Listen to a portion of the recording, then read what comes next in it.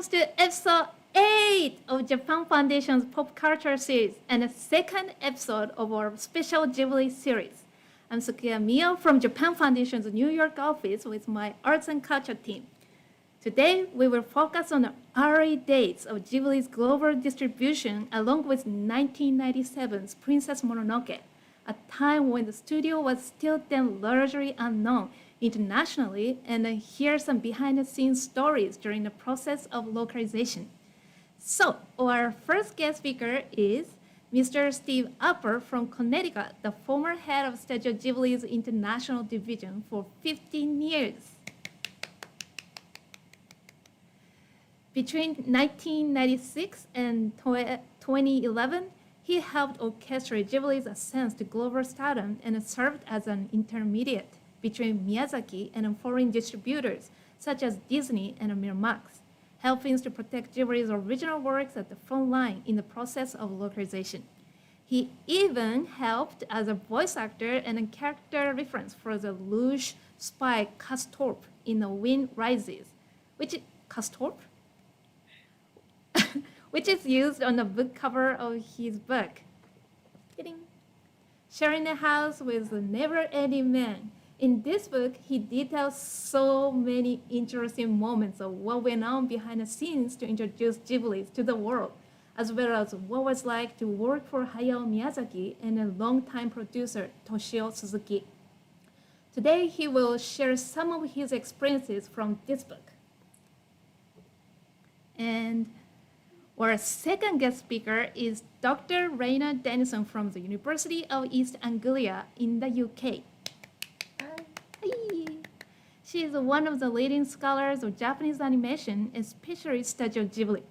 Her recent work includes editing this essay collection, Princess Mononoke, Understanding Studio Ghibli's Monster Princess.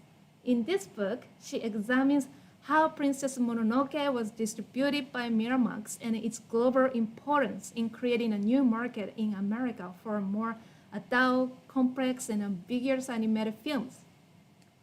And that is exactly what Steve witnessed at the front line. So I'm very excited to have both of you to delve into the story of how Studio Ghibli became a household name around the world, coming from first-hand account and academic perspective.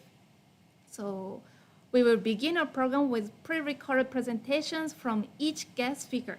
Rayna will start us off with the introduction of Princess Mononoke, which brought Studio Ghibli to American cinema, and then Steve about his experiences at Studio Ghibli. After their pre-recorded presentations, they will have a live discussion based on Steve's book, and then answer your questions in a Q&A session. So please feel free to comment or ask any questions in the live chat. Although we already receive a lot of great questions from registrants in advance, we will try to answer as many of your questions as possible. I will return later for the Q&A session. See you later! Hello, and thank you all so much for attending this online event made possible by the Japan Foundation in New York. My name is Dr. Rayna Denison, and I am a senior lecturer in and head of Department for Media Studies at the University of East Anglia here in the UK, where I mostly do research on and teach about Japanese animation, especially Studio Ghibli. I've been asked to introduce you all to the film that brought Studio Ghibli to American cinemas. That film, of course, was Princess Mononoke. Now, to tell you the story of Princess Mononoke and how Studio Ghibli went global, I want to share 3 linked tales with you. These stories tell the epic tale of how Princess Mononoke took Hayao Miyazaki on a journey from fairy tales to global film markets. Once upon a time, or to be more exact, in 1980, Hayao Miyazaki was working for Telecom Animation Film, and in between his normal work, he was creating story outlines called image boards that would go on to become films, like Princess Mononoke, but also things like My Neighbor Totoro. In its earliest version, Princess Mononoke, or as it was known at the time, Mononoke Hime, was a retelling of the French fairy tale Beauty and the Beast, but transposed to Japan and to a period Japanese setting and story world. Although Miyazaki failed to interest anyone in this original story at the time, it later saw the light of day in 1994, when the image boards were compiled and released as a children's picture book.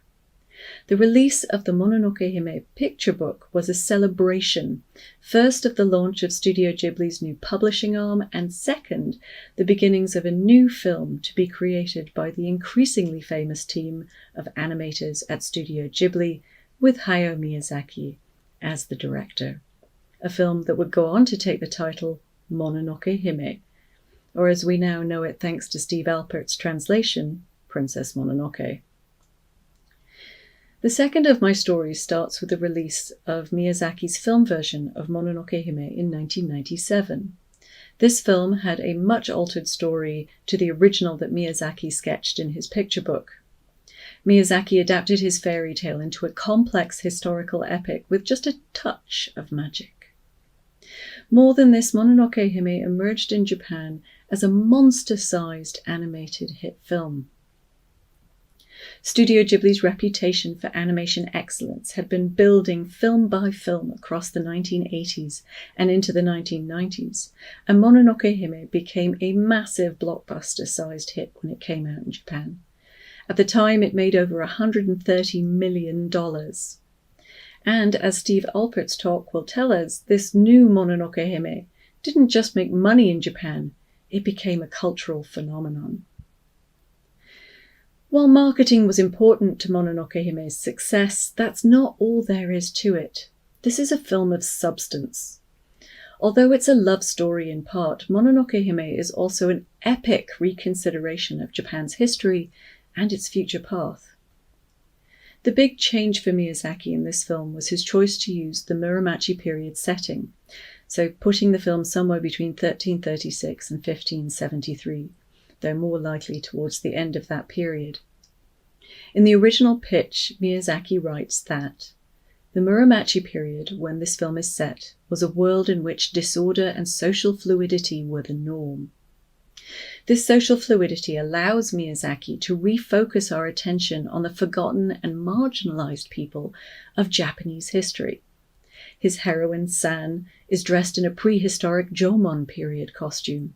His hero, Ashitaka, is from the now-lost Emishi indigenous people of Japan. And Lady Eboshi's Iron Town is populated with freed women slaves and a leper colony. Samurai, when they appear at all, are not the heroes of Mononoke Hime as they would be in other period films from Japan, but are themselves forced to the backgrounds and margins of the screen to make way for those normally written out of Japan's complex historical landscape. And this idea of historical fluidity allows Miyazaki to invent a magical environmentalist faction to oppose Lady Eboshi's Iron Town community. They become Mononoke Hime's forest gods, whose decline and pollution by Eboshi's iron-smelting activities provokes a war between mankind and the forces of nature. This turns Mononoke Hime into a comparatively early form of a kind of film we now know as environmental cinema or eco-film, films that take environmentalist issues as their core and work to activist ends to get us to reconsider our own positions on environmental pollution. Miyazaki's environmentalist stance is perhaps easiest to read through the way he presents the loss of nature's own magic in Mononoke Hime. As the forest gods decline, their magic fades, and they become either corrupted or merely beasts or kemono. As the film's conclusion suggests, we are all the poorer for their loss of magic. This fantastical side to nature was rendered in a pivotal shift in Miyazaki's animation, the inclusion of computer-generated embellishments in Mononoke Hime.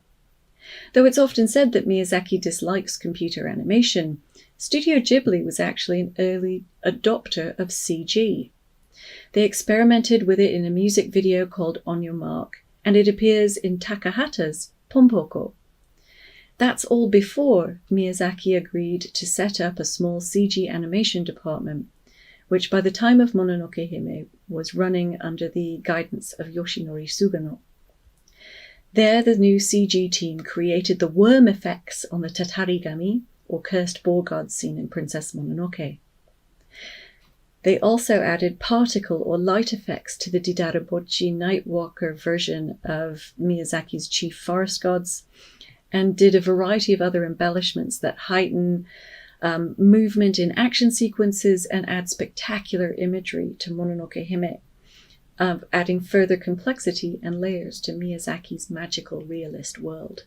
This complex, culturally critical, animated Japanese epic is the starting point for my third story. The film was handed over to then Disney subsidiary Miramax in the USA, who were given the task of attempting to translate Miyazaki's complex environmental period fantasy drama from Japan for American audiences. Miramax, led by the now disgraced Harvey Weinstein, was at the height of its reputation and powers in the 1990s, and according to academic Alyssa Perrin, had helped to usher in, and I quote, the era of the indie blockbuster, essentially taking art house films and transforming them into mainstream hits. First, Harvey Weinstein's Miramax arranged for a big-name cast to take over vocal duties for the new Princess Mononoke, providing voices that would be familiar and would welcome American audiences into Miyazaki's complex world.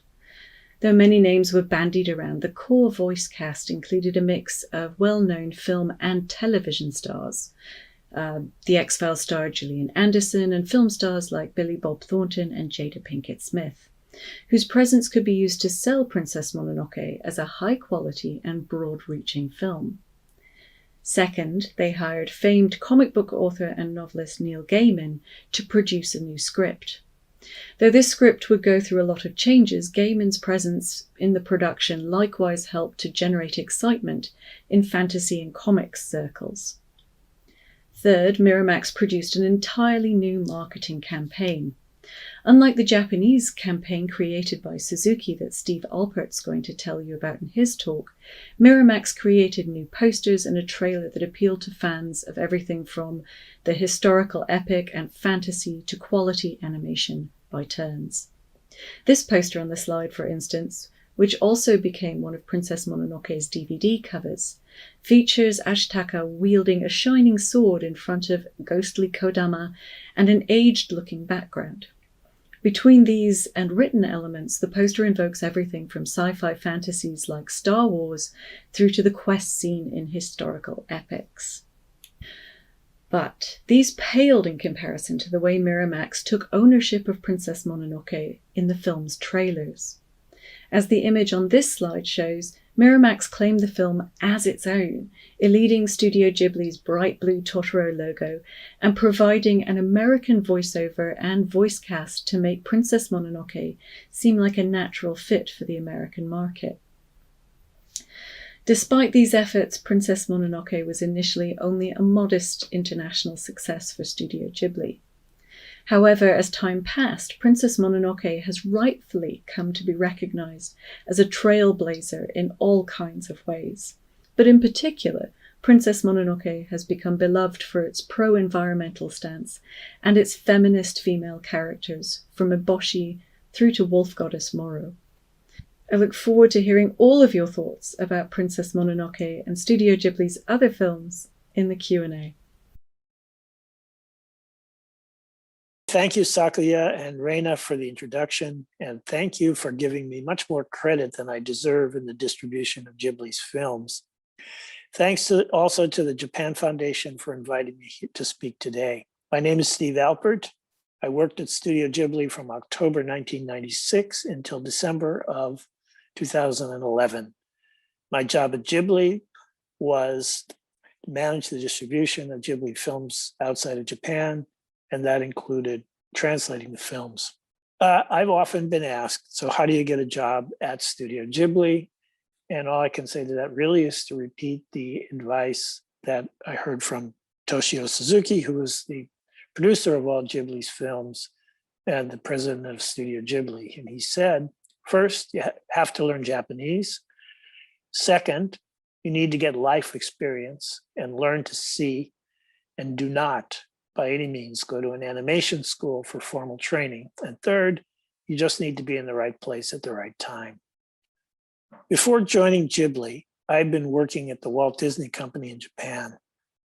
This was in the 1990s, and it was a boom time for Disney animation. They had just made the films that you see on the screen here, The Little Mermaid, Beauty and the Beast, Aladdin, and The Lion King. It takes a long time to make a feature-length film, and Disney at the time was looking for more films that they could sell and they feed into their world best distribution machine.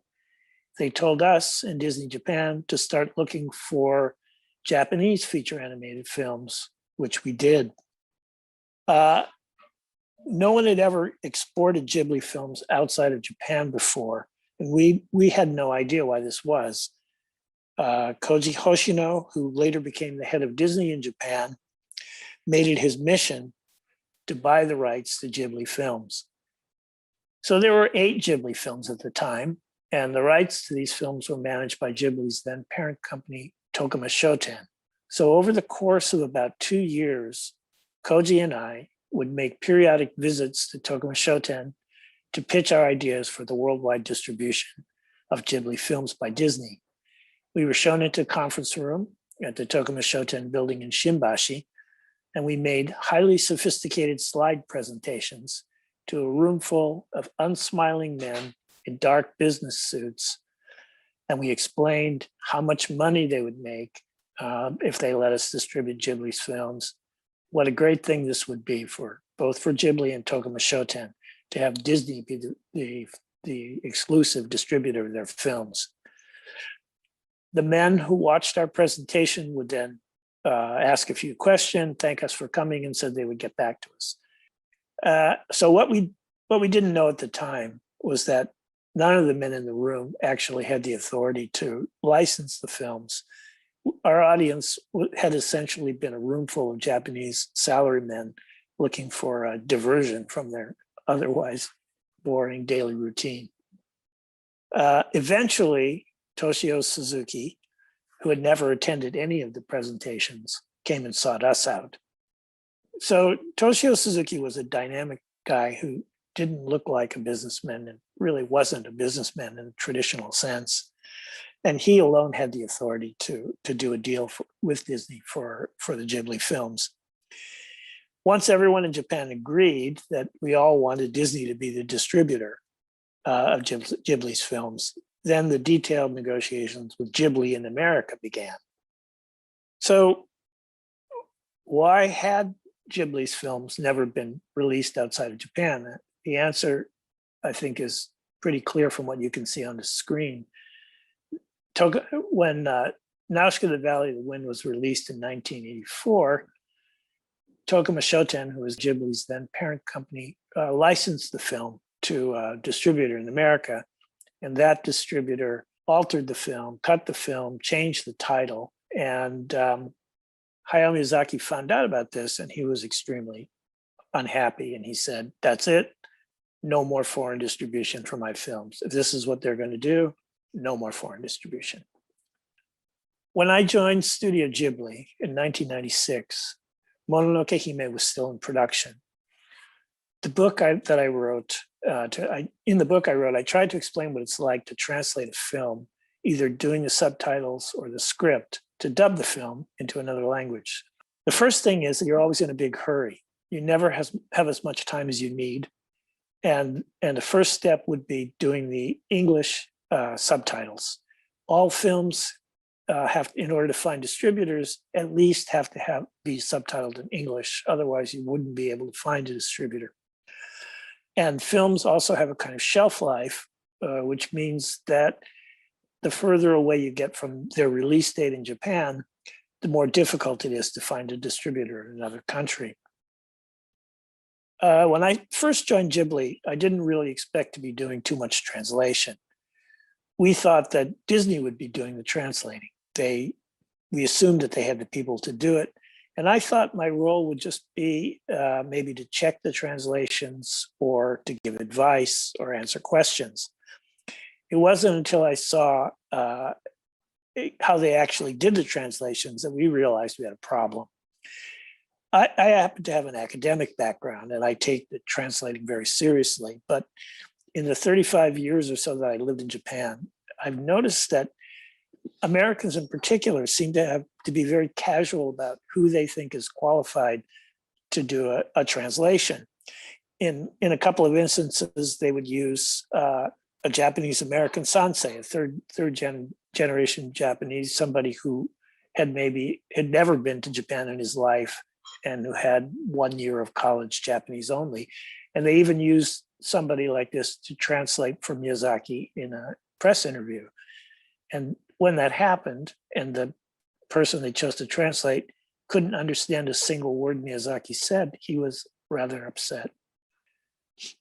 While Mononoke Hime was still in production in Japan, Disney had started the dubbing Laputa Castle in the Sky and Kiki's Delivery Service for home video.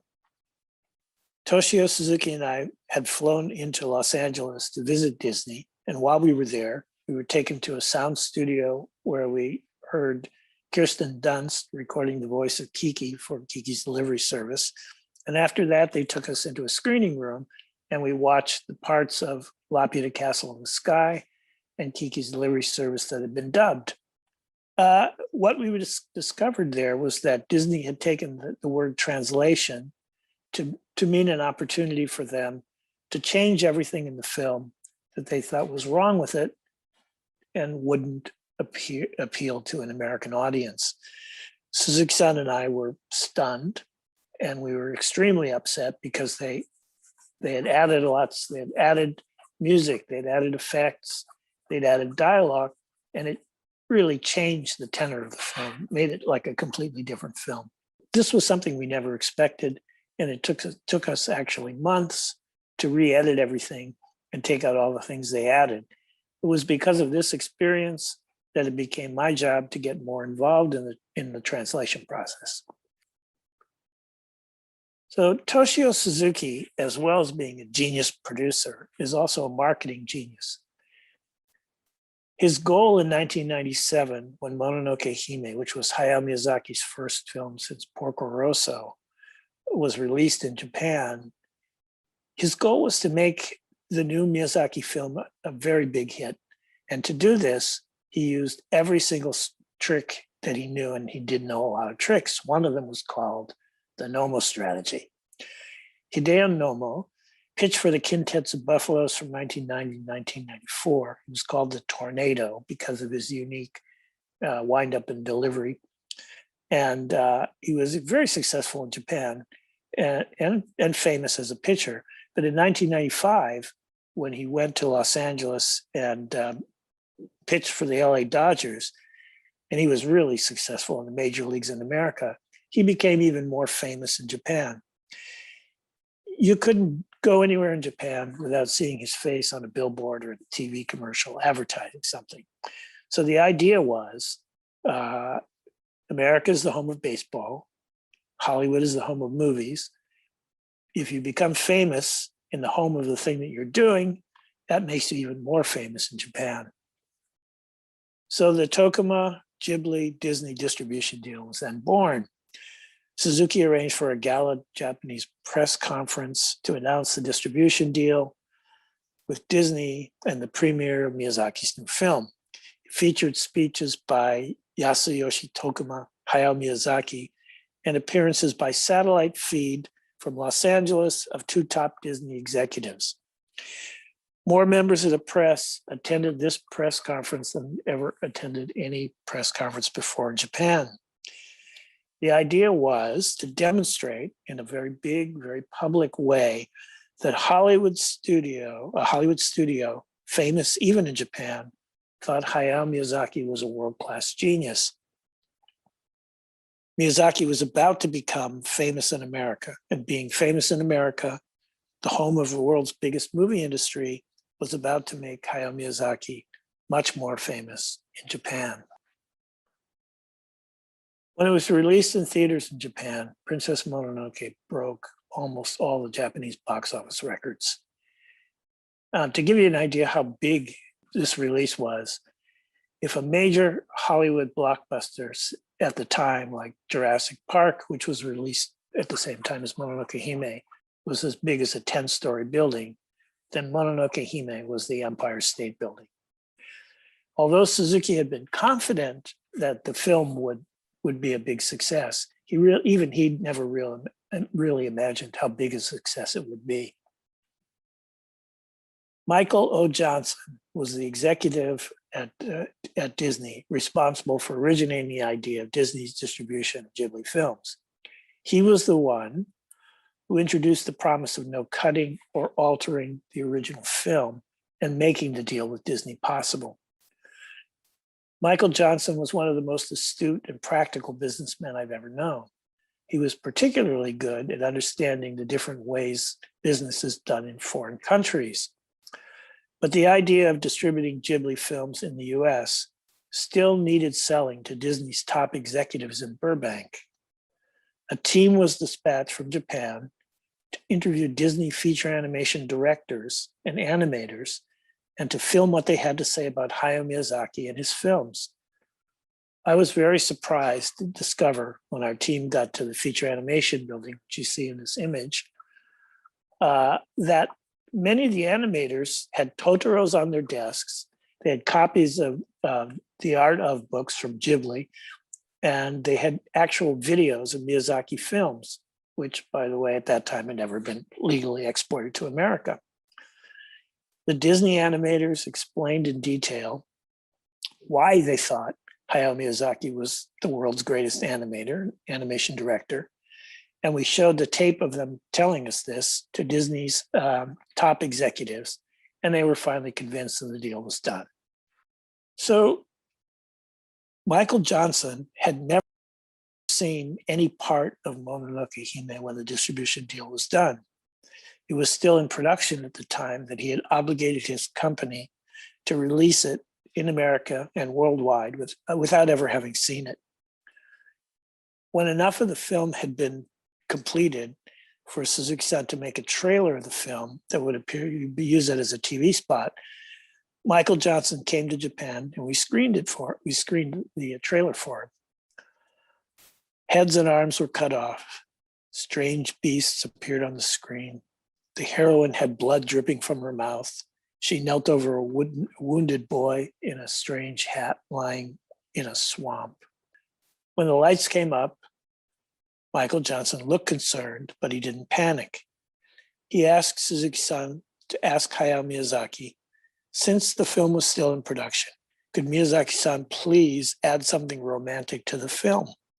Something lighter, something to balance the violence and the blood and guts. Suzuki-san replied, "Wakarimashita." He said he understood.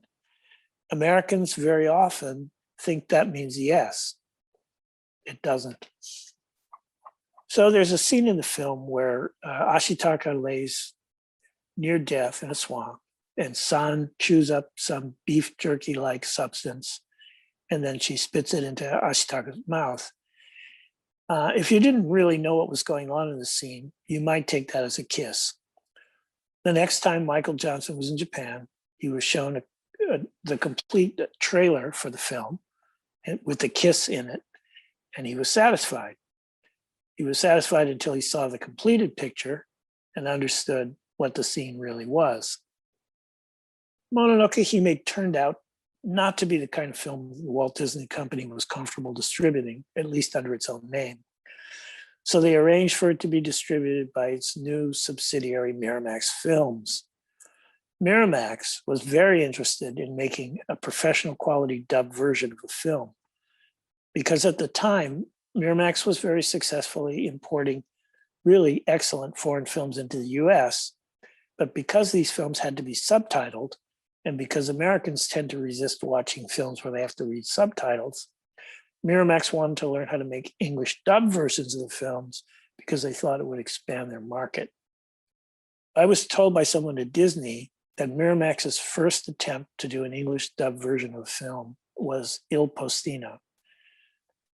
It, according to the person who told me this, it apparently didn't come out well.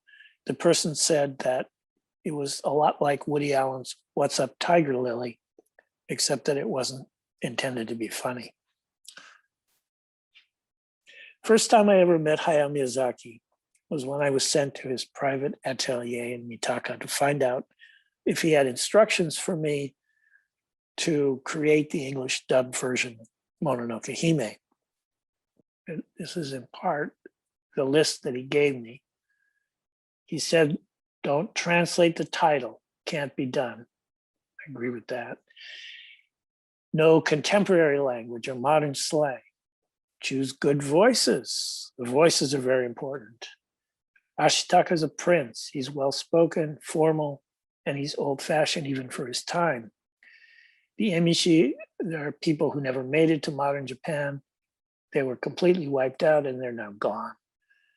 Lady Eboshi's people are very low class. They're outcasts, former prostitutes, hustlers, crooks, reformed pimps, and lepers, but she's not.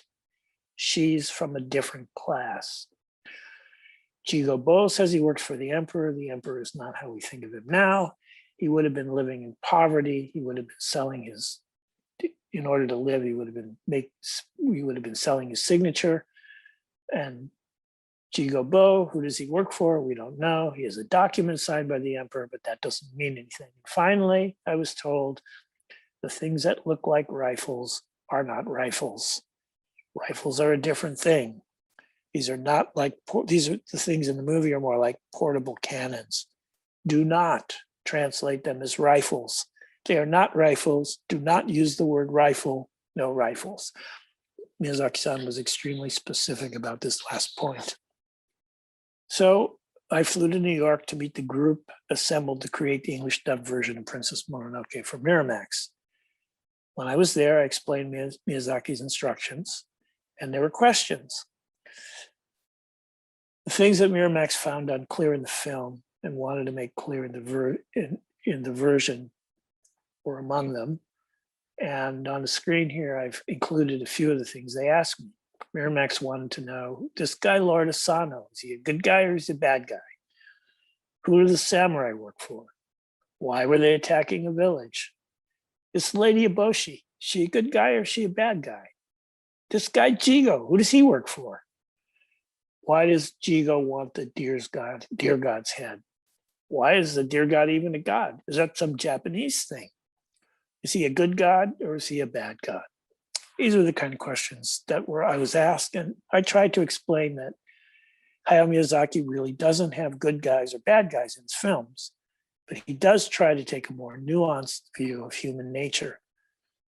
I explained that I didn't know exactly if there even were answers to these questions, and that part of what Miyazaki wanted was for us to think about it and to be satisfied, or possibly be satisfied with the uncertainty of not knowing the answers. Then there were extended discussions between Neil Gaiman, who had been hired to write the dubbing script, and the Miramax staff. I have a few examples of the kinds of conversations that went on between Neil Gaiman and the Miramax people, which I've written down in my book. And just briefly, just from memory, this is one of the conversations. Miramax, how do we know Ashitaka's a prince? He lives in a crummy dirt village. His clothes are rags. His tiny village is in the middle of nowhere. How could this guy be a prince? Neil Gaiman, we know he's a prince because everyone refers to him as Prince Ashitaka. He's a prince because his father is king. He'll be king when his father dies. The filmmakers told us he's a prince. His being a prince is important to the story. It's a part of his character. It's what Hayao Miyazaki decided, and we're supposed to be adapting the film for an American audience, not changing it. Miramax, but the audience won't get that he's a prince. Gaiman, of course they will. The audience isn't stupid. If they were, they wouldn't get the rest of the film either. And that was pretty much the way the discussions went during the meetings when we talked about creating the dubbing script. Miramax was continually trying to remake the English dub into their version of what an American-friendly film would be like.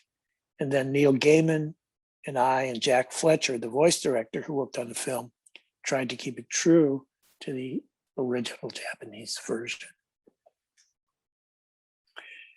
So what exactly was it that the people at Disney and the people at Miramax saw in the films of Studio Ghibli that they thought would not appeal to an American audience? The first thing I always heard was silence. American audiences apparently get very upset when there's too much silence in a film.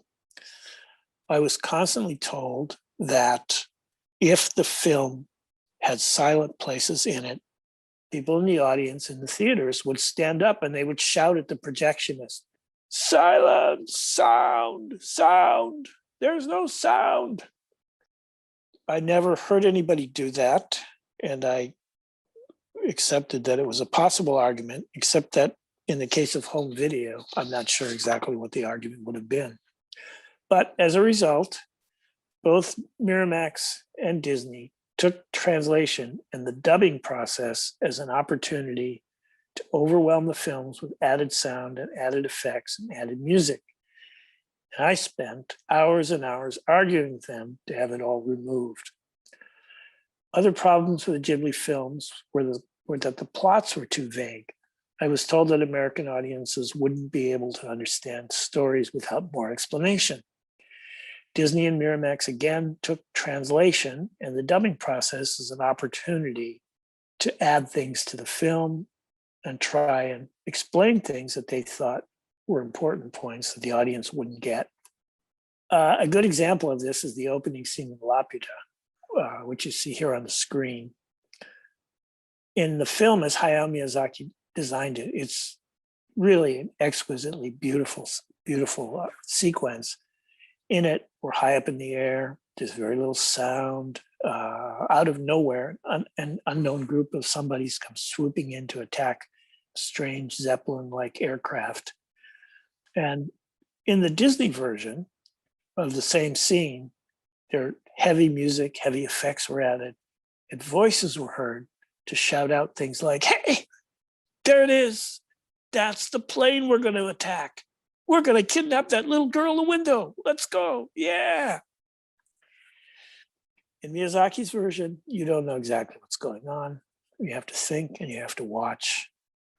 In the Disney version, they try and tell you everything beforehand so you won't worry and you won't think and you won't have to be afraid that you might miss something. And there were the specific things that they objected to in each film. In Princess Mononoke, heads and arms are shown being cut off, and the heroine has blood on her face. And while this was acceptable for live action films, apparently it was absolutely not acceptable for animation. These, by the way, were also problems in Japan. In My Neighbor Totoro, there's a scene where a father is bathing with his two young daughters. Disney found this scene unacceptable for American viewers. In Laputa, somebody fires a gun at a child. Again, Disney deemed this unacceptable for a film that children would watch.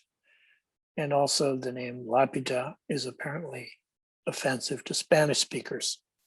In Kiki's Delivery Service, when Kiki flies on her broom or in other places, sometimes you can see her underpants. And Only Yesterday, a teenage girl experiences her first period. Disney decided mentioning menstruation in animated film was unsuitable for American youth. In Porco Rosso, it was unclear why the main character was pig. In Pompoko, raccoons do magic with their scrotums.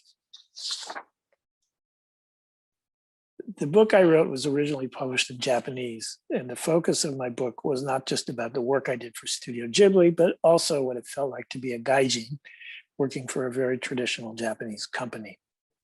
One of the things I'm very happy I was able to write about was my great privilege to have known and to interact with Yasuyoshi Tokuma, the president and chairman of Tokuma Shoten and the Tokuma Group of companies, without whom Studio Ghibli could never have existed. Tokuma Shacho was a throwback to an earlier era in Japan's history and a man who was very exciting to observe and to have seen in operation. Hayao Miyazaki respected him, and Toshio Suzuki learned from him. When Spirited Away won the Academy Award for Best Animated Feature, Suzuki-san and I took the Oscar to Tokuma Shacho's grave to show him what his investment in Ghibli had reaped. We were very sure that he appreciated the gesture. I think that's all I have time to say, and thank you very much for listening.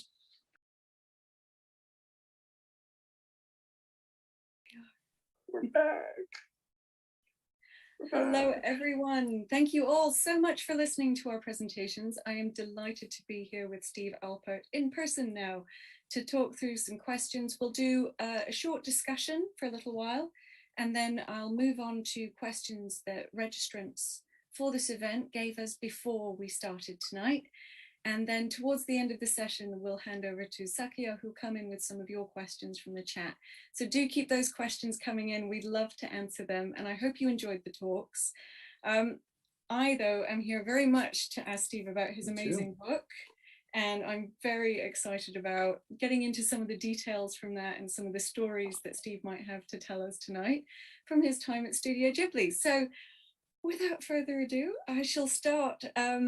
So in your book, the Sharing a House with a Never-Ending Man, Steve, you tell readers that people who came to visit Studio Ghibli during, oops, can we go back just for a moment? Oh yeah, no, that's fine. People who came to visit Studio Ghibli talked about it as a small studio. So yes, please, on the slide. So I was wondering if you could give us a sense of why that was, why people see Studio Ghibli as a small studio when they first arrive in Japan, and what's it like in the studio when Ghibli are making a film? Right. Well, just Studio Ghibli actually is physically very small. Up until Mononoke Hime, it was just one building. And the building itself, designed by Hayao Miyazaki because he loves to design buildings. The producer, Suzuki-san, always used to say that Miyazaki, first thing Miyazaki-san does when he starts a new film is design the buildings that are going to be in it. I don't know if that's strictly true, but it is true that he does love to design buildings. And Studio Ghibli's building, I think of as kind of like a submarine in that every single space, compact and multi-use, and very unusual too. Unfortunately, we don't have a slide of the building. It's very beautiful and functional in a kind of a weird way. But we would have people come from other big animation studios like Disney and Pixar, and they would always be surprised. Like, this is the whole studio? Where's everything? I was surprised when I first saw it. You know, that an entire animated film could be made in this one small building. It was, and one time, we had a guy who was on Pixar's board of directors who came to visit, and he had worked for NASA, you know, the space agency previously. You know, Pixar has its technical side as well, so they have technical guys on the board of directors. And he told us a story about visiting the Soviet Union and the Russian space program. And one thing he was curious about was the US space program had this $20 million vehicle called the astronaut transfer vehicle that they used. The purpose was to take the astronauts from where they were housed to the rocket. You know, they get off the thing. It cost $25 million. And he wanted to know, in the Soviet Union, what do you guys use? And the guy who was touring around said, oh yeah, we use the Buick station wagon for this. Very effective. So the comparison is, compared to, you know, like Disney or Pixar, big animation studios, or the Russian space agency, everything was small and compact and practical. So that, I guess that answers the first part of the question. So what makes it unusual though? You said it's an unusual studio. Is that people? Well, it had, yeah, I mean, okay, that's a good question. So it had, it has, there are other buildings now, but that building's still used. It has a glass encased stairway that goes up one side of the building. And the reason for that is, that's a good example, because it goes from where the animators work upstairs to where the storyboard artists work.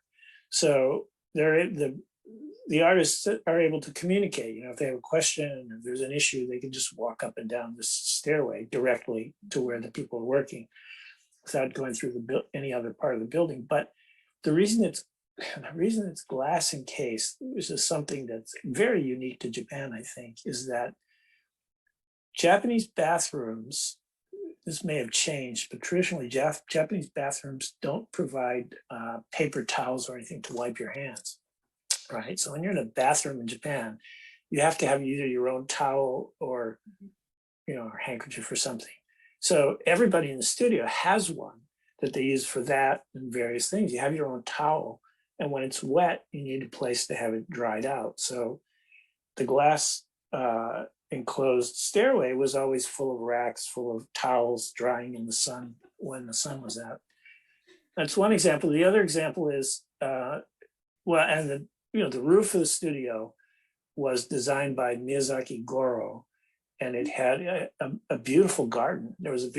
Is still a beautiful garden on the roof of the studio. So when people in the studio want to take a break, you know, you go up on the roof and you relax. Of course, everybody smoked, they have a cigarette. And it's, you know, places to sit. You can eat lunch up there, and beautiful landscape gardening, a lot of plants and stuff. And the head of a large dinosaur, which somebody gave Miyazaki, was also up there. Do you remember where the dinosaur came from? That's unusual. It predated me, so I don't know. It was a dinosaur head with horns, a triceratops, I think it was. He does tend to get things like that. And all the rooms were dual functions. So the screening room where they watched the rushes during production was also a meeting room and a place where everybody ate lunch. So that kind of thing. It was compact rooms, had multiple use, and the design itself was rather, you know, unique. Well, that brings us nicely onto the people who work here. So Saki, if we could have the next slide, please. We've had a great question from someone in Richmond, Canada, and they're asking, what's it like working with Hayao Miyazaki, Isao Takahata, and Toshio Suzuki? And and this is what particularly interested me in this question, what are their working styles like? Right. I could probably talk for a few hours with this, but well, I'd like to, if it was okay, I don't know how much people listening know about how films are made, but I sort of would like to go back to the basic concept of a film, which is that, you know, it's a story that's told by a series of images, and what the director does is decide which images will make up the film, and that's a pretty important thing. And then, you know, as a side job, he has to actually get those on film, and you don't get them in an animated film, is to get people to draw them. But that's the concept. It's selecting those images. You're never aware. You're rarely aware of the kinds of choices the director makes, and Miyazaki is amazing, really, at doing that. So how he goes about it, another important thing to know is that he thinks of, when he's thinking of the film that he's making, he's thinking of a large scale screen in a movie theater. You know, everybody has their art. His art is making films for movie theaters.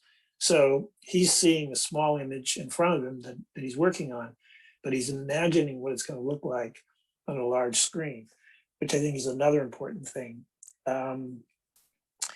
You know, the Ghibli Museum in Mitaka, it was his idea. You know, he's responsible really for the concept and what it's about. And in that museum, there's no video.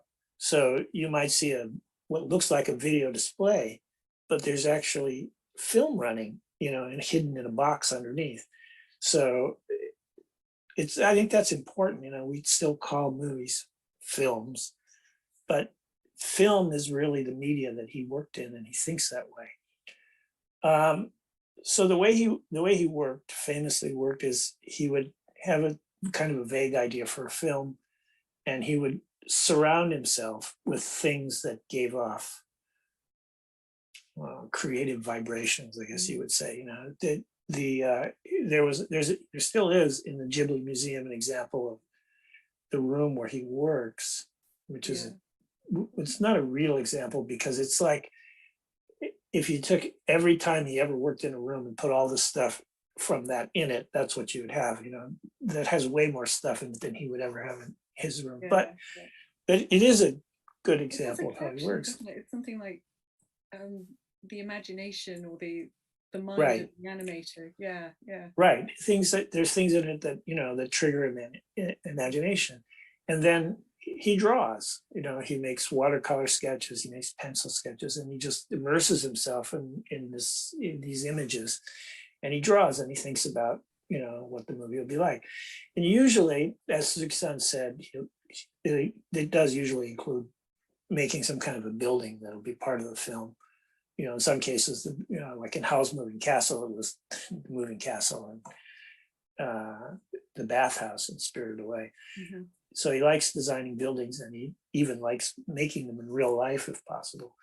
So, and then he usually will have a few scenes from the film that he thinks in terms of scenes, how these scenes are going to be in the film. You know, he knows this is going to happen, and he can see it. And he thinks cinematically. You know, in other words, when he thinks about a scene, it's not just the rectangle. It's, you know, sometimes it goes up and down. Sometimes it goes wide across. He really, it's, I don't know if I can express this adequately, but he sees everything as a movie, how it would look in some kind of a movie. So, okay. So then, you know, he's decided what he wants to do, and he tells Suzuki-san, and Suzuki-san goes, great, that's a terrific thing. Usually he'd change his mind 2 or 3 times. Eventually they decide, and they announce they're going to make this film. So then he starts drawing the storyboards, and ekonte, they're called in Japanese, which are not exactly storyboards. So storyboards for a film are what the filmmakers do to give them an idea of how the film will flow, to choose the camera angles and the scenes and the cuts. You know, every time they'll change the scene, the relative timing. And in most studios, it's like, especially animation studios like Disney or Pixar, it's like something that you can start using for a conversation about how the film will go. And, you know, people make comments, you know, that kind of thing. Miyazaki doesn't do that. He's a one-man show. He's an artist and an auteur, and he just, you know, he does it himself. He actually could theoretically make the entire movie all by himself, but that would be impractical because he draws. In this book, for example, I think these are part of the early ekonte from his first pitch for Princess Mononoke. From Princess Mononoke. Yeah. Well, yeah, but this is different though, because this is probably evolved over time. Yeah. The one to look at, I mean, these are available in books, and also even better at the Ghibli Museum, you can see the originals.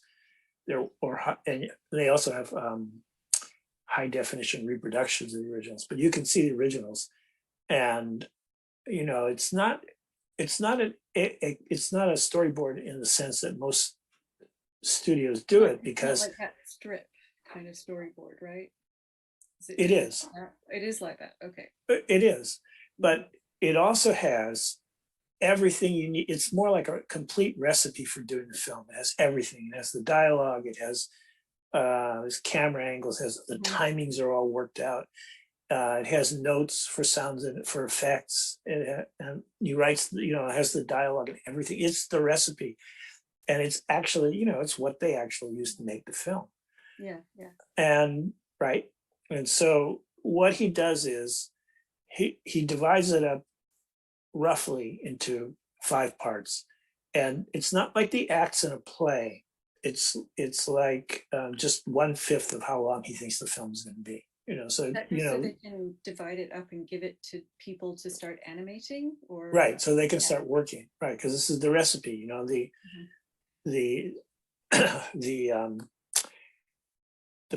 I'm going to say the background artists get it and they start doing the backgrounds. The layout artists get it and they start doing the actual layouts that the animation will take place on top of, and the animators get it because they're going to do what they're going to do.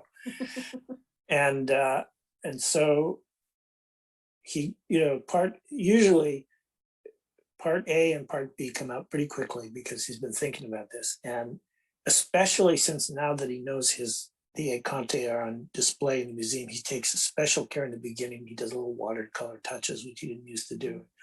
But you can see the early ones are the parts A and B are drawn very carefully and very delicately. Beautiful art, really beautiful drawing. And once they finish parts A and B, the animators start working. They're in process. But meanwhile, he's still writing. The film isn't completely written. So he gets to part C, and he finishes that. The drawing's a little more hastily done. It's not quite as precise, but it's really beautiful. And they get part C. And then part D is coming a little slow. The animators are starting to catch up. Everybody in the studio is worried, are we going to make it on time? He doesn't need to be.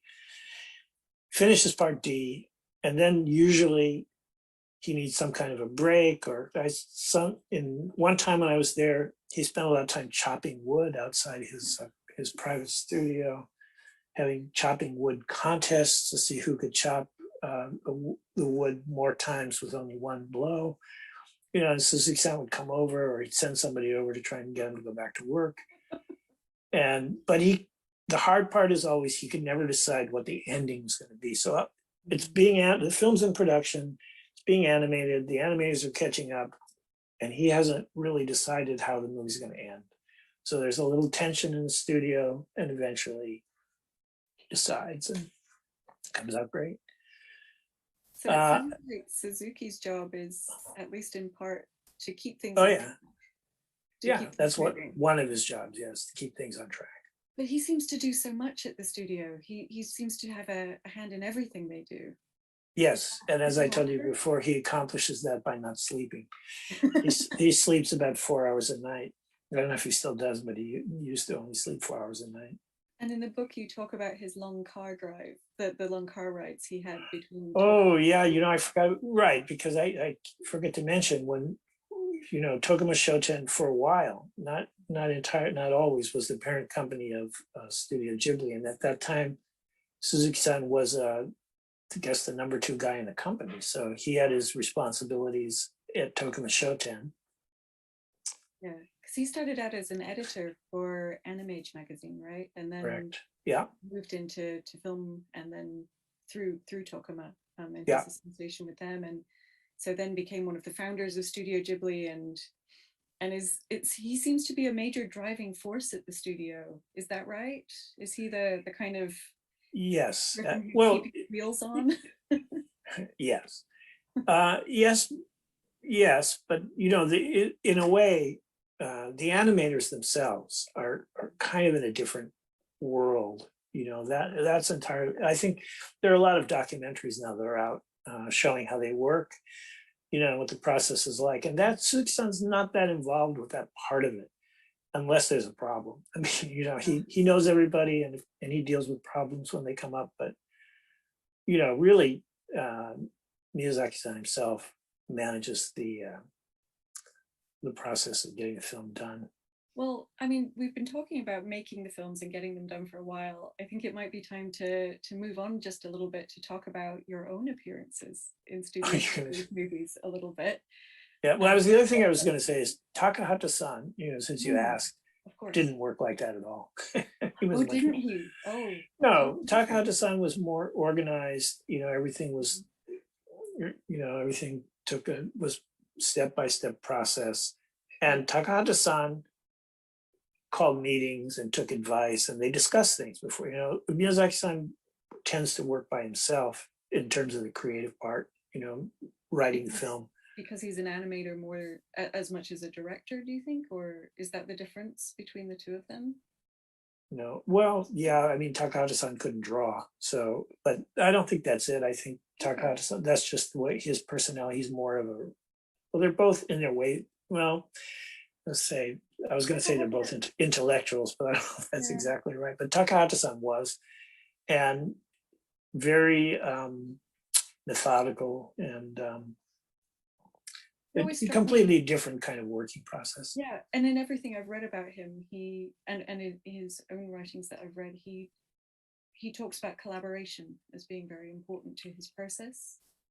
I mean, any movie is about collaboration. Yeah. There is no such thing, making a film is a collaborative effort, but Takahata-san was a lot more collaborative. And, I used to listen to these incredible conversations between John Lasseter and Hayao Miyazaki. And John Lasseter was always amazed at the fact that Miyazaki took these decisions himself. He didn't, sometimes he consults Suzuki-san, but usually, even if he did, he makes the decision himself. He likes input to a certain extent, but he doesn't call meetings to ask people what they think. Whereas Takahata-san did that. That's interesting. That's brilliant. And so I will ask if we can move on now to. No, I just want to. Sorry, I just want to say one more thing. That's fine. If you think of it like a musical performance, Miyazaki is like a jazz concert where they're just they're going. They just get up on stage and they play and they read each other. Takahata-san is more like a classical music conductor where there's the music, they're all reading music, and they're brilliant, but they're reading music and there's a conductor. That's all I have to say. I love that. Thanks for your indulgence. No, thank you. I think it's wonderful to hear about the working practices because they bring such different kinds of films through the studio, and we talk about the brand of Ghibli as if it rests really on Miyazaki, but of course it doesn't. There's so many other creative voices there, and it's great to hear you talk about some of them, especially Takahata, who's an amazing director. I absolutely love his work. Great films. But I do want to ask you about appearing in Ghibli movies, if I may. Yeah, so sure. If we could have that slide, please, that would be wonderful. So, as looks just like me. It does. As Sakuya mentioned at the beginning of the talk today, you have become the basis for a character in one of Miyazaki's movies. That's the Castorp in The Wind Rises. I just wanted to ask you, how did this come about? Was it a surprise? Did Miyazaki let you know beforehand? How did this come to be? Well, I can't speak for him. You have to ask him that. But oh, well, of course you have. Well, I don't know what you mean by advance. He didn't just. I didn't just show up in the studio one day and say, "Oh, by the way, you're recording a voice." No. They asked me if I would do it. He thought my voice would be perfect for the character he conceived, which, as it turned out, was also based on me. I met with him and some of the animators who would be drawing me at the time. They asked me to do various things so they could see how it would look. But the hard part was, and besides having to speak in Japanese and deliver the incredibly impossible lines that words that no one's spoken in 100 years sometimes, I had to sing in German. And I'm tone deaf, completely tone deaf, and I don't speak German. Wow. And that was kind of an ordeal. Did you get coaching? Did they help you with that? Oh yeah. Well, yeah. They sent me, they sent me the music and they told me to practice, and and the words. I practiced as much as I could. And that must have been incredibly daunting because you have to do it matched to the speed of the character. And well, I enjoyed. I've done a few voices in the English versions of 2 or 3 of the other films. Extremely minor parts, so I knew what it was like to. Which ones? I bet everyone would love to know. Well, good luck finding me, but I'm in I'm in Princess Mononoke. I'm in. Oh, I'm not allowed to call it the borrowers. The Arietti. I'm in Arietti. Yeah, Arietti. So yeah, it was hard. Singing was hard, and I thought I did pretty well in the Japanese version. You're in a recording at Ghibli. You're downstairs in a recording area, not a booth. And there is the voice coach, really absolutely wonderful woman is there encouraging you and helping you do your lines. And you can see Suzuki-san and Miyazaki-san on a screen in the corner of the room. You know, and you do your lines, and Miyazaki-san goes, great, that's great. Or Patsu, which is you got to do it again. And when I was singing, Miyazaki-san actually had his head on his desk, and I think he was crying. It took a long time for them to, get the singing part done. But the other thing is, the character is a spy. So this is how Miyazaki sees you as a person is there. Oh God, yeah, Alpert-san, he'd be great as a spy, Well, sneaks around. Yeah, there's that, but it sneaks around, trying spying on other people, kind of. I'm sure that's trying to, and I suppose, lifestyle, surely. And I told him I thought he drew my nose too big. Nobody could have a nose that big, really. I don't think You're it right. is. Yeah, absolutely. Thank you. Yeah, what can you say? But so, yeah, it was a pretty exciting experience. I enjoyed it. It was tough. That's wonderful. I wanted to take us a little bit further into the book, and Sakuya, if I may, we're running slightly short of time, so I'm going to ask if we can go to the slide about no cuts, please. You're going to talk about that? So you did some amazing work translating Studio Ghibli's movies on behalf of all of us who've listened to the English language versions. Thank you for that. We needed someone deserve all the credit to help us have access to these movies. So it's wonderful that you did all this work. I wanted to come back to one of the biggest rumors about Ghibli and its international life. And it's one that you talk so wonderfully about in the book. It's this rumor about what happened between Suzuki, or some people think it was Miyazaki, but I'm sure it was Suzuki, Harvey Weinstein, and the Samurai Sword, and whose idea it was to, I'd love to know more about what you think, whose idea it was to ensure that the Ghibli films that everyone in Japan knows and loves made it over to America uncut. So would you like to set the record straight at all about this huge rumor about the cuts and the threats of cuts around Studio Ghibli's films? Okay. Big question again, I know, sorry. Yeah. A lot has been made about no cuts, but cutting the film was never an actual issue because Disney had signed a contract. They were contractually obligated not to cut the films. And anybody who has experience with entertainment contracts knows that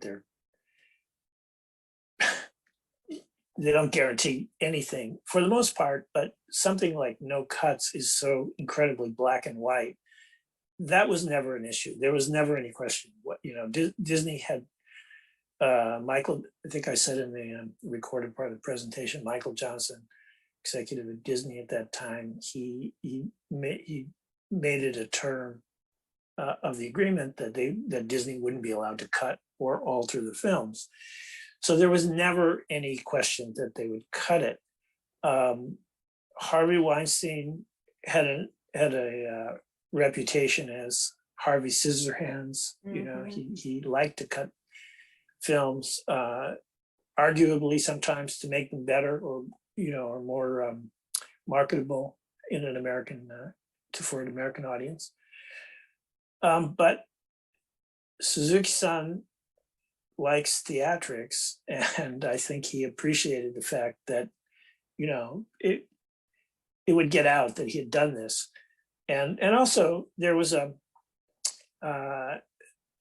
Suzuki-san in his time as an executive of Shinbashi was actually really a master of wasting time and doing all kinds of incredible things that, one of the things he loved to visit this little store under the tracks of the Yamanote-sen where you could buy, it's where the people who made the movies bought the props that they used in the, in the samurai films.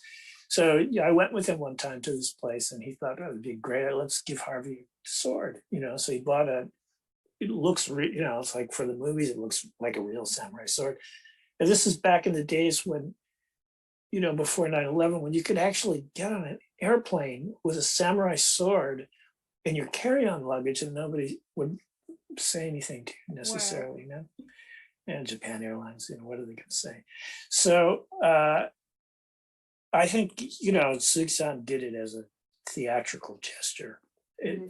Cutting the films was never an issue. And it was pretty clear, and I would say in my dealings with Harvey, it was pretty clear that he knew he couldn't cut the film, which is why Miramax resorted to other methods of, doing what they thought would make it more commercially viable in America. I mean, that's a really interesting point, because you've talked in your opening talk about how risky or risque even well, not for Miramax. Not for Miramax, no, but for Disney within for Disney, it was a little bit risque. Yeah. So they were lucky. They just bought Miramax, and Miramax was pretty anxious to do it. So did you have? I mean, given Michael or Johnson's kind of, request for more romance and things like that in the movie, were there any other issues around Princess Mononoke at the time when it came out or when it was coming out? Because obviously it went to Miramax, which is more art house than Disney. So it wasn't coming through the main label. Were there other kind of battles you had to keep things? I was thinking particularly, I think Sakuya had a question that she wanted to ask about the rifle, the use of the term rifle. And you mentioned it in your talk as well. Miyazaki-san was extremely specific about that. He really spent a lot of time explaining to me the difference between a rifle and whatever these other things were. And I'm not sure what in the end, that wasn't really a big problem. I mean, I'm not sure what you're getting at, but we did. So Miyazaki said, do not use the term rifle, but I think they do in some of the translations. Okay. So that was my fault. I didn't want to have to admit it on the internet. But so I mean, it's in the book, so if people could read it, but they call it like it didn't. No. It was just it was a question. It was a question of we couldn't think of a word that would fit, and we had to fit it to the image on the screen, and rifle fit. And again, I should admit this on the screen, but Hayao Miyazaki doesn't like to watch his movies once they're done, because he always sees things that he wishes he could have done better. It's true for a filmmaker too. He's under pressure. He can't, if he could take another 2 years, he'd probably make a different film. Okay. So he says, he always sees things in his films. I wish I did. I should have done that, or I could have done this better. So he prefers not to watch them. So I knew there was no chance that he would find out about it unless somebody who's watching this now is going to tell him. But yes, we'll keep it quiet. This is just. Yes. But the other things in the list that that I mentioned that he did tell us to do, we did our best to do those things. I want to make sure we have plenty of time for the audience's questions, but I will just ask you one more question about my favorite story from the book.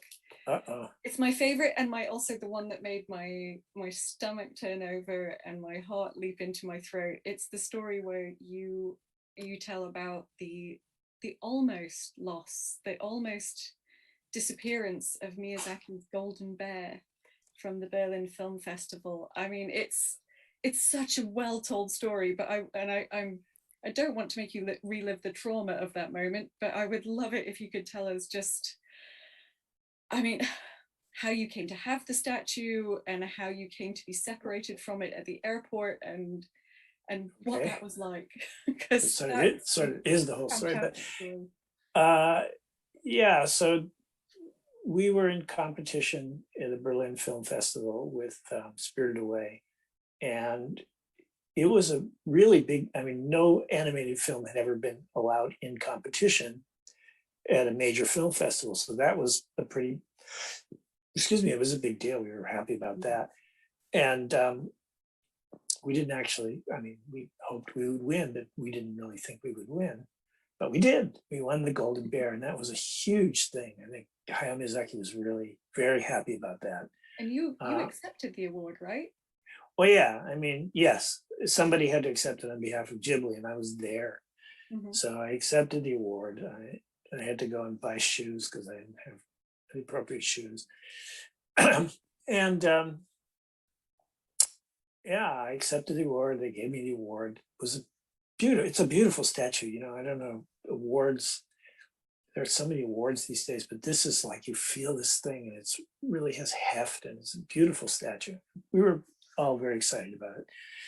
So, and then I had to fly back to Japan the next day because Suzuki-san had called a press conference and he choreographed this. So I wasn't allowed to go home and change. I was going to go right from the airport to the press conference and hand Hayao Miyazaki the Golden Bear. Wow. You know, some theatrical. Yeah, I was completely exhausted straight off the plane. Yeah. Right. So, and so I, you know, I was always like to check in early, as people who know me would know, but got there really early. The airport in Berlin was almost completely deserted. It must have been like 6 a.m. or earlier. There's nobody around. So, you know, and I had the Golden Bear. They give you a really nice case. It's in a wooden case and everything. So it's, you know, when you're leaving Berlin, the security people have seen these things, so they don't ask you, no, Golden Bear, great. So I went through security, and I had a Swiss Army knife in my pocket that I always managed to, a very thin one that I loved, that always managed to get through security. You know, they never picked it up. But this time they did pick it up. And the guy said, you know, you can throw that away, or there's a post office at the end of the corridor. You can mail it to yourself if you don't want to lose it. So I said, great, would you mind watching my stuff? And I gave him all my carry-on luggage and the Golden Bear. Mm-hmm. He's a security officer, you know, where's it going to go? Yeah. So I went down and I bought it, you know, I got an envelope and stamps, and I put the knife in an envelope. I mailed it to myself. And I came back to, I guess, KLM. I was flying KLM. Came back to KLM, checked in again, and the security guard were different people, and nobody looked familiar. And I said, "Where's my package?" And the guy goes, "I never saw you before in my life. What package are you talking about?" And there was like a Twilight Zone. I said, "I was just here." So then I went back out, and I walked around a little bit. It felt a little strange. You know, I just lost the Golden Bear, which at this point is equivalent to a national treasure in Japan. You know, so not just Studio Ghibli, but I mean, the Japanese government's going to be mad at me. So I thought about it, you know, and every single one in Europe, when you check in, each flight has its own little compartment, you know, so they're not, so they all look exactly the same. And I walked it back, I retraced my steps, and I thought, you know, this Lufthansa one looks really familiar. Could I have gone into Lufthansa by mistake? So I looked at my boarding pass, and sure enough, I had a boarding pass for Detroit on Lufthansa. For some reason, they just gave me a boarding pass for a completely different flight on a different airline. So I took my boarding pass and I went back in, and sure enough, the guy goes, "Where have you been? We've been waiting for you to pick up your thing."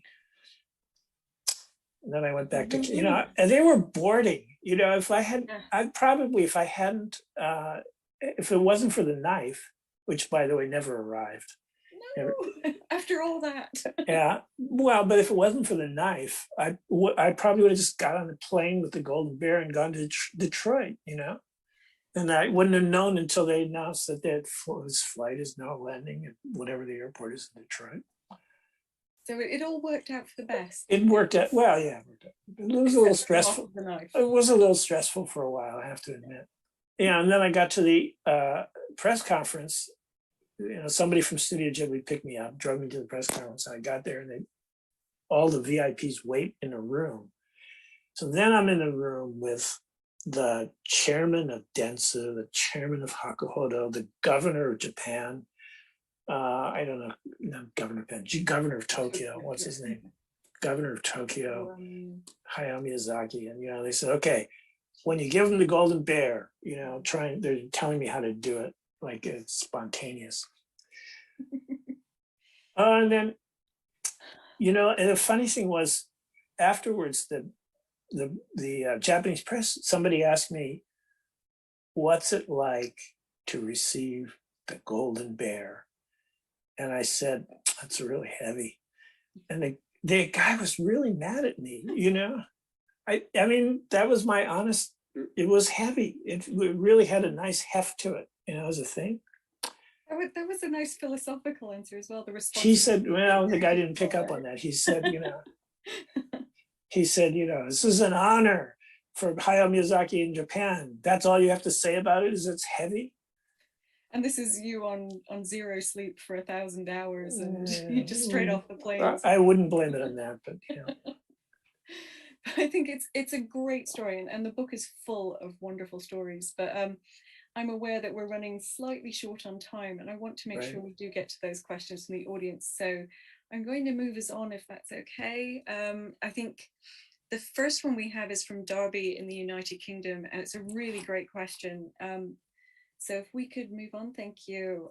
Were there any aspects of the movies that you lamented not being able to include in localization? And I would expand that one slightly. Were there any texts by Takahata, Miyazaki, or others at Studio Ghibli that you wish you'd had the chance to localize or translate? And I'd love to know what you think about either of those questions. That'd be wonderful. Thank you. Well, I think one thing, you know, is that, well, there's a couple of things. One is, I think of animation as an art. You know, it's art, right? It's an art form. Yeah. And especially Ghibli and especially Hayao Miyazaki's films are gorgeous and amazing. So if you're reading subtitles on the screen, you're missing the animation. So I'm, you know, in terms of just the concept of subtitling the films, I actually wasn't happy about, but you know, you really have no choice. You have to do it. And people have told me, you know, there's a way of watching the films. You watch it first subtitled, and then you really kind of know what's going on. Even if you don't understand Japanese, you can then watch it again in the original Japanese and you get it pretty much. So I'm okay with that, but a lot of people won't do that. And so it always disturbed me that, you know, and I think, you know, you see this right here is like the question, we always thought a lot about where you put the subtitles because you don't want to, you know, it's like, you know. An image as full as this one, you don't want to cover up the artwork, right? Yeah, you're not going to go into we're not going to go into the Louvre and write on the bottom of this painting, you know, so, right? It's, exactly. so it's, you know, the process itself. But also, you know, Suzuki-san, when I first joined the studio and I told Suzuki-san, we're going to clean up the translations. We're going to do it right. We're going to subtitle it with real good translations and get good dub versions. He said, don't do it. I want people to watch the films in Japanese. I thought he was kidding. He wasn't kidding.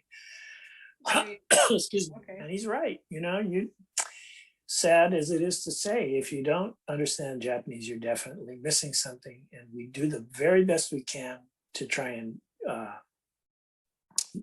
make the equivalent of that experience, but there you can't, so it's always an inferior to some extent experience. It's almost like but with some of these movies, and I think maybe especially Princess Mononoke, there's so much rich detail in the tapestry that's being woven together by Miyazaki that you almost need to study these things and the history of Japan to kind of understand what's going on, never mind try and translate and subtitle them. well, So, although I like for Princess Mononoke, I don't think the history of Japan is going to help you at all in understanding this one. But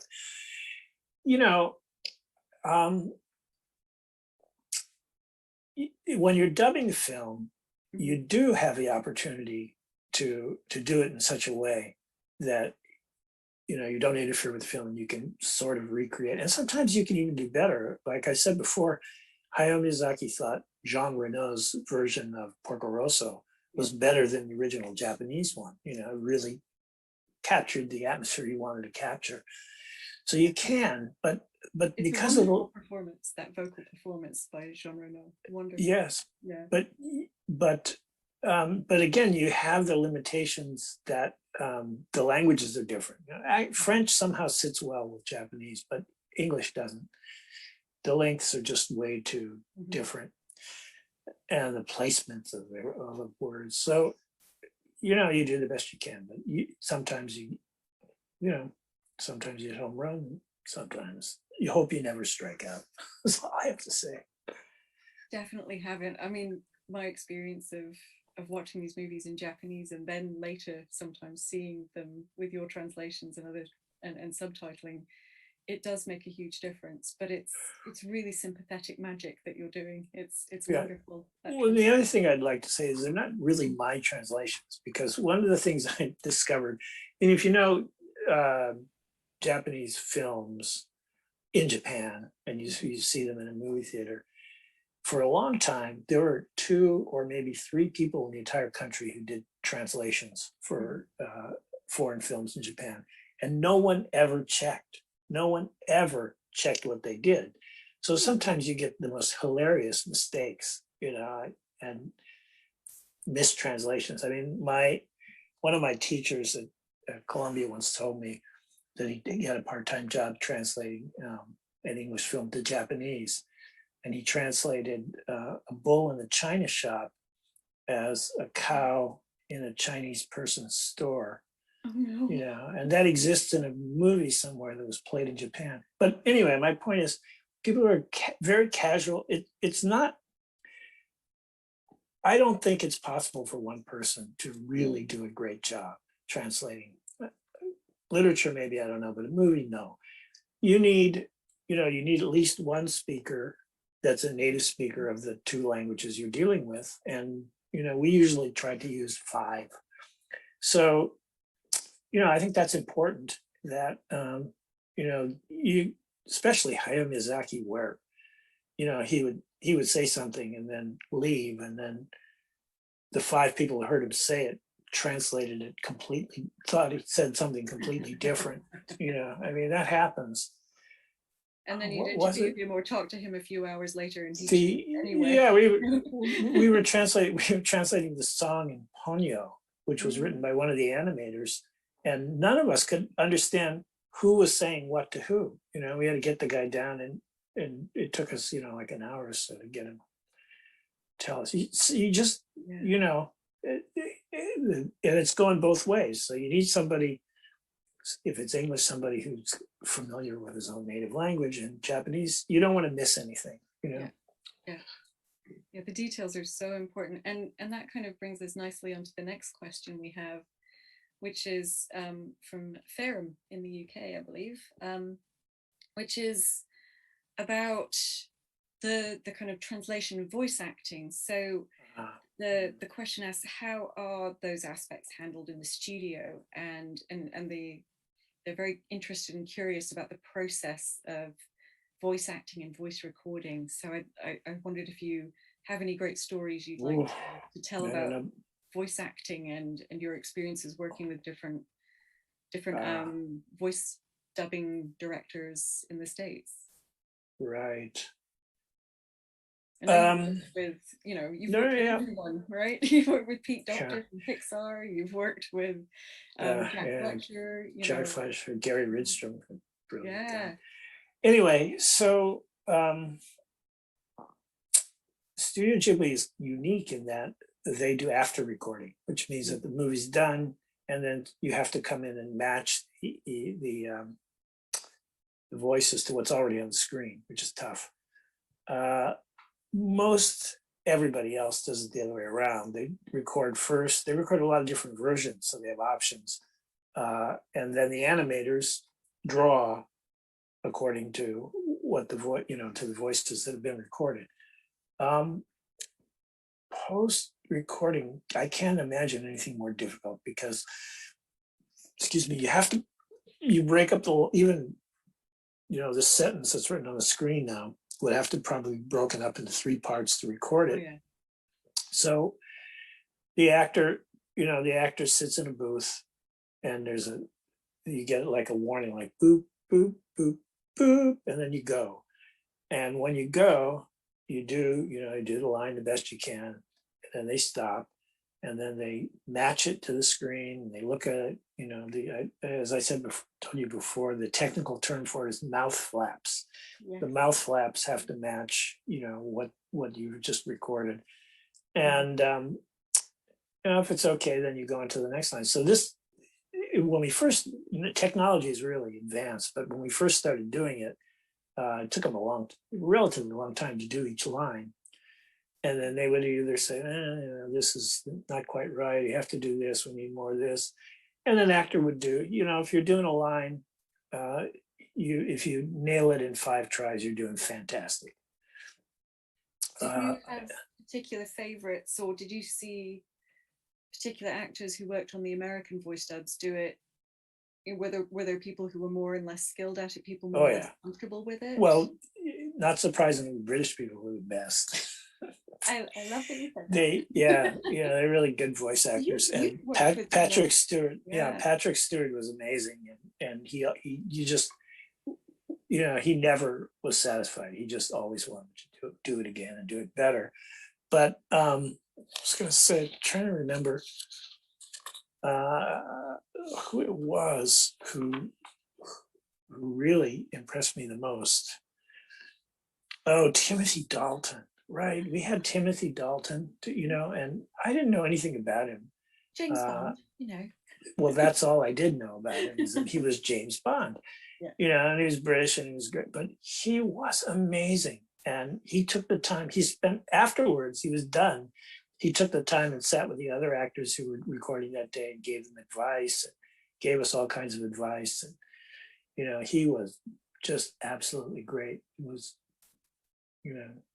You were so many people that we were privileged to. So many people, it's amazing. I mean, you were telling me earlier, but though, that there was one star that Miyazaki was particularly impressed to have in the voice cast. Yeah, we would, when we were recording when we were doing the dubbing, every month we'd have a meeting, and I would explain who the voice actors were. Mostly he didn't react, but I mentioned Lauren Bacall, and he was Lauren Bacall. The Lauren Bacall. And he was really, really she plays the Witch of the Waste in the American version of Howl's Moving Castle, right? Yeah. She was really great. I have to say she was. Did they? So when the film there was a premiere in New York City, and she attended, and she chatted with Miyazaki-san, and they walked arm in arm into the theater to watch the film together. And he doesn't usually when they do the screenings, he bows out, but he watched the entire film with her. It was great. That's wonderful. Oh, thank you for that. That's absolutely heartwarming. But I have to say, we really had a lot of great people. Gene Simmons was another British person, real surprise. She was wonderful. Wow. She's was again Hollywood royalty. Yeah. So we probably should move on to the next question, because I want to try and get through a few of these, if that's okay. So the next question comes from Cincinnati in the USA. Well, So if we could have the next slide, please. Thank you.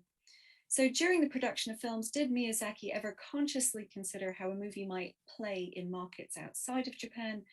no. What is important for him? Was it important for him that his works be universally understood? So I think Yes. what you were, so there's kind of a no and a yes. Would you like to, is there any more you'd like to say about that?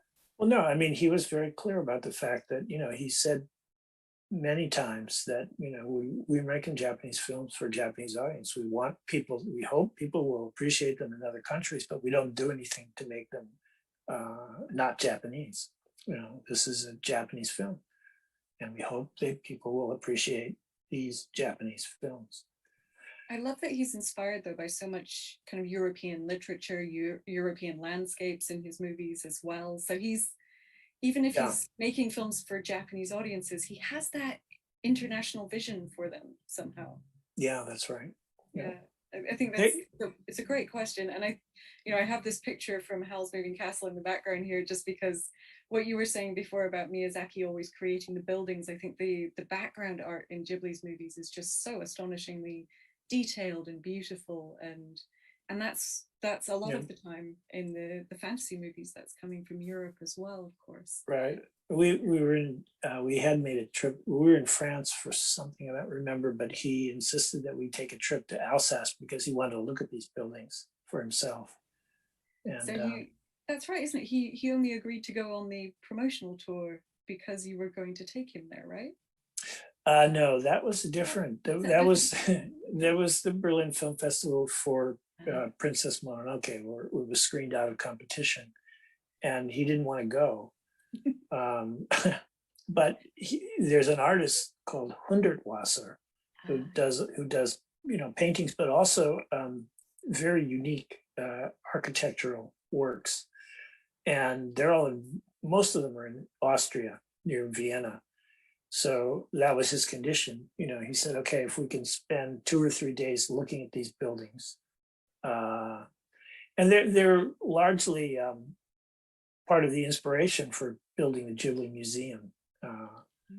These are the kind of buildings that have grass and plants on the roofs and trees coming out of the windows and things like that. Floors are uneven, very colorful, beautiful buildings.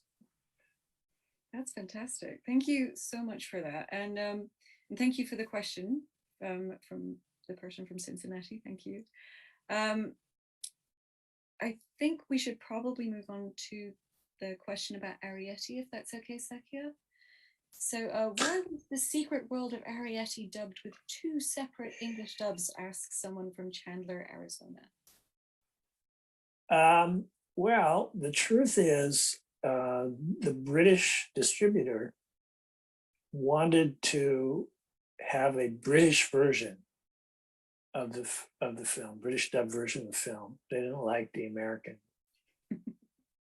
dialect, so the British distributor said they were going to pay for it. I said, great. I was kind of curious to see what we dub everything in America in English. Mm-hmm. I was curious to see, how it would be different. So is that the only time that's happened? 2 different English versions? As far as I'm aware, it's the only time it's happened. Wow, that's really interesting as well, because it's interesting to think about, because so many of the Ghibli movies, of course, are based on English children's literature and other kinds of literature. So that's... Are they based on British ones that are, or Welsh, possibly? Yeah, that's right. Yeah, they didn't. Howl's Moving Castle, they weren't interested in doing it. I don't know why. Yeah, I remember thinking, Christian Bale could have done a Welsh accent for Howl. Yeah, he could have done that. Yeah. I think we have just a couple of minutes left before we need to turn things over to Sakuya. So I wanted to move on to the kind of last of the audience questions that we had in advance. And this is one from Queens in New York, which asks, which were the most joyful moments and hardest moments of your experiences at Studio Ghibli? Yeah, well, joyful, I mean, there's no comparison to winning the Golden Bear in Berlin and winning an Academy Award. That was pretty exciting. Yeah. But in terms of the opposite, was when the director Yoshifumi Kondo died young. He was supposed to be the successor to Miyazaki and Takahata, but he had a heart condition, and he just got sick suddenly and died. It's hard on everybody in the studio, really. And he leaves us Whisper of the Heart, of course, which is a beautiful film, and one of the few that Ghibli's done a kind of pseudo sequel to, with The Cat Returns, which has got sort of one of the same characters in. Yeah. So his legacy is living on through those movies, which is wonderful. Saki, I know I'm supposed to hand over to you now, so I will do that for questions from the chat that you might have gotten. Oh, you're big now. Yeah. Oh. Okay. I'm back. Thank you, Steve and Rayna, for the discussion. While you're discussing, we were watching a live chat and posed some questions. Yep. So first question will be, so two questions but are similar topics. Have some of these challenges that Steve talked about, are being overcome given the recognition internationally, or do some of these persist? If so, what are the key impediments still? And then, is it still common nowadays for Japanese media that localization undermine or destroy the intention of the original work? Those two questions. Destroy the intention of the original work. I don't think that people who do that are thinking of it that way exactly. But it really surprised me when I first started doing this that Disney in particular thought that the fact that these movies seemed to be so Japanese was an issue. This was, the home video people, I think, mostly what they wanted to, you can see if you compare the artwork, the original artwork from the films and the artwork that Disney used, you can see pretty much what I'm talking about. They just, and I guess in some of the films for the theatrical distribution too, they tried to make the artwork look less Japanese, less anime-like. And, it surprised me. I think they were completely wrong about this, but for some reason they thought that if people thought, oh, this is some kind of Japanese movie, nobody will go and see it. I've seen short trailers where they take all the language out of the trailers so that it's not where it's from. Yeah, that's right, that kind of stuff. They delocalize it, I guess. Delocalize is that right?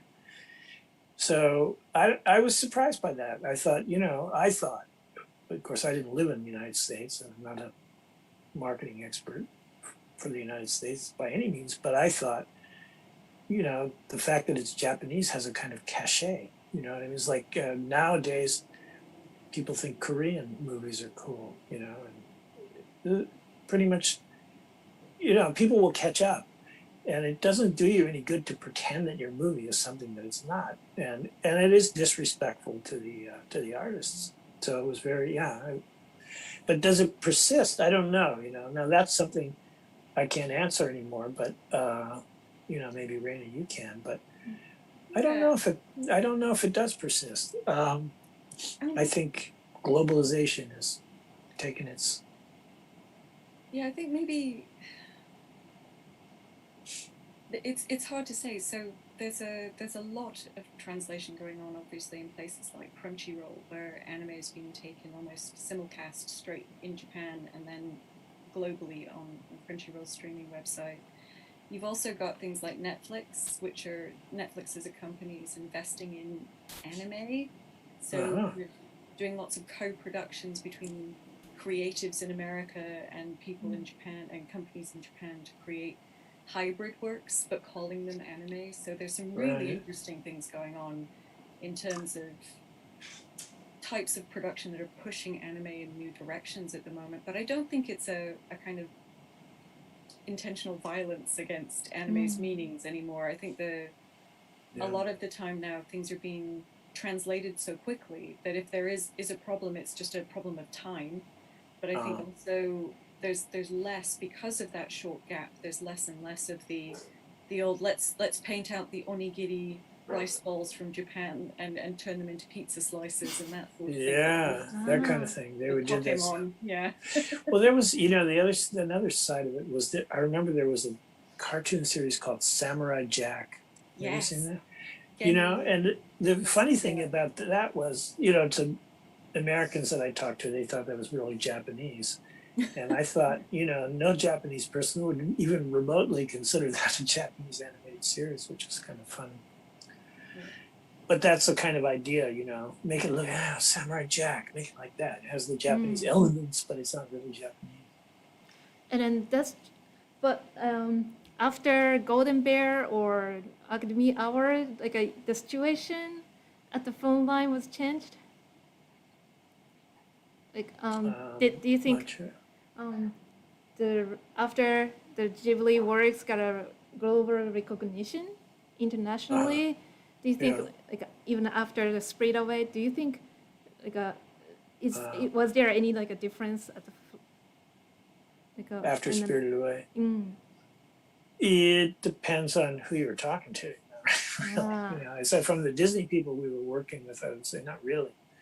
I don't think they ever really got the film or the subsequent films.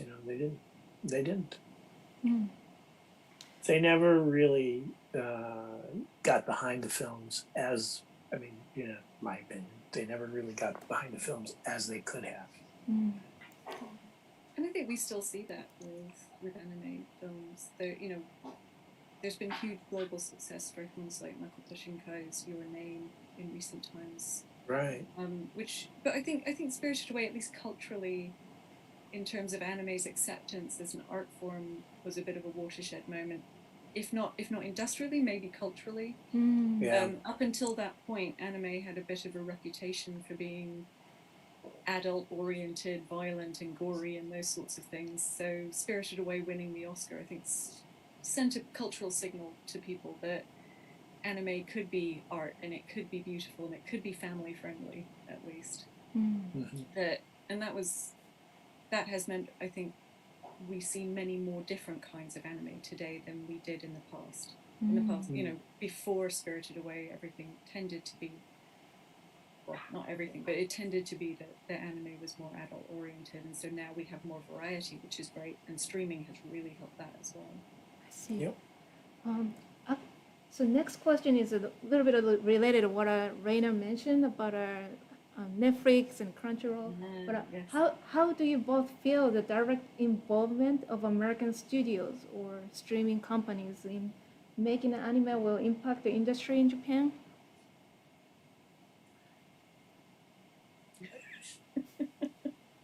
I'm afraid I'm not really qualified to answer that question. I mean, I can try. I think, in some ways streaming is where anime is going. There's more and more content available online now, and in some ways that mirrors what fans used to do illegally. So it's great that it's available legally, and Japanese creators are getting money from that international distribution in a way they didn't previously. So that's a good side of it. I suppose it depends how much of a purist you are about what anime is. Does it have to be made in Japan by Japanese creators, or are these hybrid models that Netflix is using still anime, or are they something new? And something new might be interesting for, to think about as well. But I think in terms of international distribution, streaming websites have been incredibly useful to raise the profile of anime, but I don't think they're bringing huge amounts of money back to Japan just yet. And I think that's something the industry in Japan is still dealing with, is the kind of the fast shift in the models and trying to make sure that Japanese creatives can make a living from them. Thank you. So let's go next question. So in a discussion, you discuss a little bit about like how important the film was for the Miyazaki, director Miyazaki. And so question is, did Ghibli ever consider moving into television animation, or is that firmly separated in Japanese animation market? They already have. Mm. Did they do, because they did quite a lot of television advertising at Ghibli while you were there, Steve. Were you? Not quite a lot. They did A some. little bit. They did a little bit. Yeah. Because there's a DVD in Japan that was released, I think, 2005 called Short Kondo-san. Yeah. Oh, short. Yeah, I forgot. Oh, the short. Yeah, those are wonderful, really. It's a shame. Yeah, the Ghiblis. I don't know if you know that one. I don't know if that's been released. We couldn't release it because, oddly, we couldn't get permission for one of the pieces of music that was in the film, so we couldn't release it. That was the only thing holding it back. That's it's a lot of fun. Yeah, it's too bad. Gosh, I think I lost track of the question. So, would Ghibli ever move into TV? Oh, TV animation. Yeah, they try things. You know, they're always good. They're always interested in trying things. I thought you were going to ask about CG animation, but the answer to that is, you know, that NHK documentary that they did, from which I took the title for my book, The Never-Ending Man. You know, I think Miyazaki answers that for you perfectly on that. You know, if you watch that, they'll try things, but you know, as long as it's Hayao Miyazaki, I think, you know, it's going to be the traditional. And Studio Ghibli has produced pretty much every kind animation for pretty much everything over the years. They've done music videos. They've done On Your Mark. They've done TV adverts. They've done and Ronya the Robber's Daughter, obviously by Goro Miyazaki. Oh yeah. Recently, so they have experimented with all kinds of things. Yeah.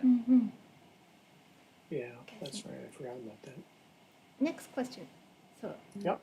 So about our agreement with Disney, but question is it really the case that these films hadn't been exported before this? I was under the impression they had been, especially outside of U.S. outside of. You caught me out. You know, they had. It's true. There was a Totoro was done by 20th Century Fox. Then it was, and Porco Rosso was distributed in France. But other than that, it was. I think other than that, I don't think there are any others. But other than that, it was all illegal videos. Not. There was. I was telling you guys earlier. I think that there was. Did I miss one? One broadcast of Castle in the Sky in the UK. I think sometime around the early 1990s, late 1980s, and it came from a subtitled version that was shown on a Japanese airline that an independent TV company in England managed to get hold of, or the UK managed to get hold of, and they were allowed to do this one-off screening. And now all fans in the UK who are around my age all remember this, like a rainy Sunday afternoon when it showed Castle in the Sky once on British TV. And what year was this? Everyone sat around watching this, yes. What year? Do you know? I'm not sure. I think it was, somebody in the chat can probably help me. It was somewhere around 1989, 1991, somewhere in there. I don't know. I think Howl's Moving Castle is later than that. But oh no, this was Castle in the Sky, sorry. Oh, Castle in the Sky. Oh, yeah. Sorry, did I say that? Sorry, it's been a long day. Oh, Castle in the Sky, right. Oh, that might be. Yeah, really, really fascinating that this is... There are these moments, and I was reading an article a while back about different translations in different other countries in different languages. Like in Italy, there have been at least 2 or 3 different versions of Princess Mononoke. You know, one based on the script that you and Neil Gaiman and others did, but another one that was taken right back to the Japanese roots.